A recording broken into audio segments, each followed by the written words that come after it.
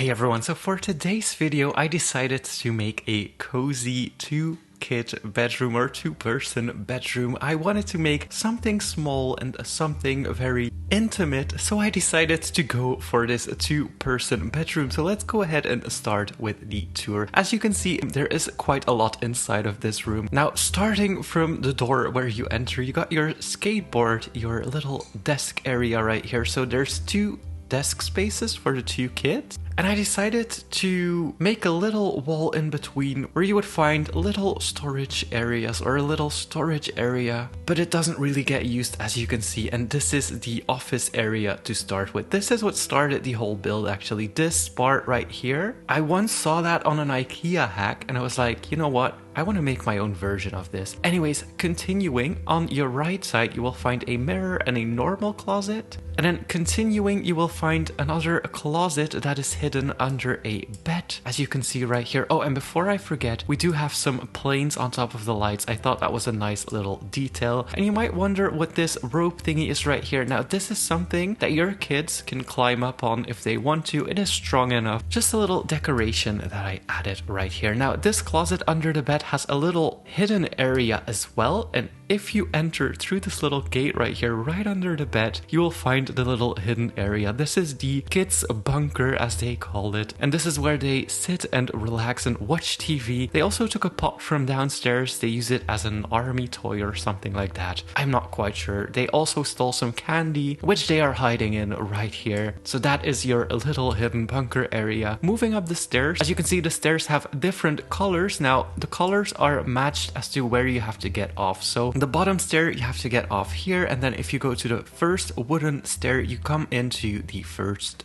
bed. This is where the first bed is. Again, some more chips next to the bed. They should really clean up their room, but we have this plank right here with the mattress on top of it, and then the bed. And then this is just another play area with the bears, and then the drawing set right here.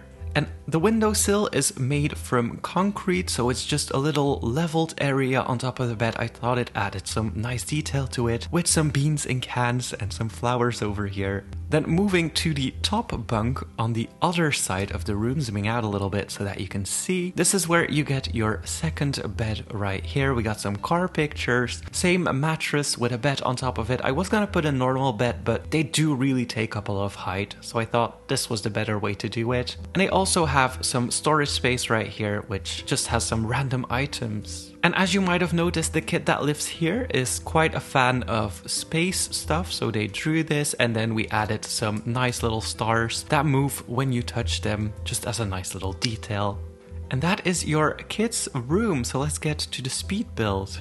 Oh, and before I forget, this room is 6 long and 4 wide. And so starting with the speed build, as I mentioned in my tour video, I did start out with the first bed. As you can see, that was like the main idea. I just took some random items, basically matched them to the height that I wanted. Especially for tables, it's important if you make a table with basic shapes to get about the same height as a normal table in Bloxburg is, because if your table is too high or too low and you put a chair behind that, it will kind of look a little bit strange and a little out of place. So I like to height match all of my items, but as you can see right here, that was literally the first idea that I had. I was thinking back then of making a two kids bedroom because the bedroom really allowed for it. And I did want to make a double office. And if it was a one kid bedroom, a double office would be quite weird. So then I decided to add the second bedroom to it, but not there yet. I was really struggling with the stairs. I tried to height match them, so I did some calculations as to how tall my stairs would be, and then I divided that by 8, I think, and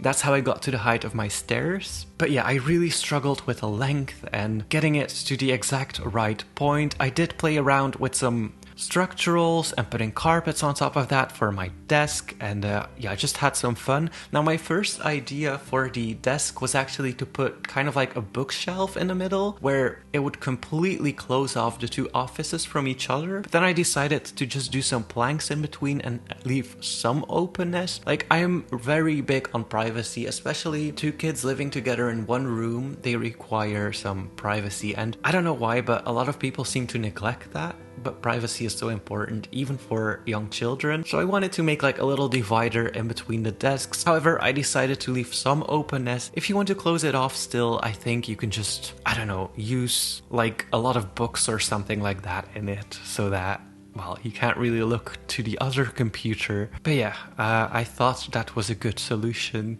And then for the top bunk as well, I just wanted to really have it closed off, but also be closed off enough from the other bed as well. I didn't want to just make a bunk bed. In a way, I was almost about to put the next bed right next to it on the same height, and I'm glad I didn't. And that brings me to the second part of this speed build, and that is the second bed and the closet space. So that was something that I've drawn out later. As I said, I was planning on making a 2-bedroom or a double bedroom, but I didn't quite know how to do it yet. So that was more of like an afterthought. However, I really had some fun playing around with like the closet stuff, creating the right heights and everything. I, in this build, discovered that the cube lights that you can place, you can actually resize them. I didn't know about that. So that's when I went wild with the lighting behind the closet and everything. I was so excited to find that out that I just didn't want to do anything else anymore. And as you can see, I started out with 3 clothes racks right next to each other, but it looked a little bit weird. So I decided to just create a little shelf right next to the other 2 clothing hangers so that it would create